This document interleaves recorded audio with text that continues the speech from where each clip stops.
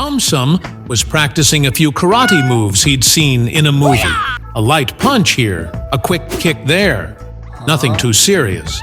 But suddenly, something strange happened. His arms wouldn't stop chopping, and his legs wouldn't stop kicking. He tried sitting down to rest, but his legs popped into a horse stance all by themselves. When he reached for a glass of water, his hand chopped right through it. Water splashed everywhere. The town grew nervous. Every street corner had someone doing karate. People couldn't drive because their arms kept chopping the steering wheel.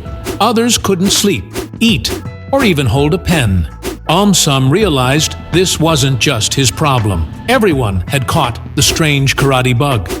Determined to help, AumSum thought back to the one person who might know something about this. Master Tanaka, the old retired karate champion who lived in a quiet hut at the edge of the forest. With spinning kicks and careful flips, AumSum made his way through the forest, knocking down branches and jumping over rocks as his body kept moving on its own. When he arrived, the old master was already outside, calmly sweeping his porch with graceful movements. He too was doing karate, but in perfect control. AumSum bowed automatically, nearly kicking a flower pot.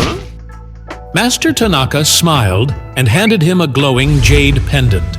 The pendant had accidentally cracked, and a mysterious energy had escaped from it. That energy was making everyone do karate. Only someone with a pure soul could make the pendant absorb the energy back. Without hesitation, AumSum took the pendant. Miraculously, it floated in the air and pulled the mysterious energy from all over the town into itself. The town grew quiet. The karate craze had ended. AumSum again emerged as the hero.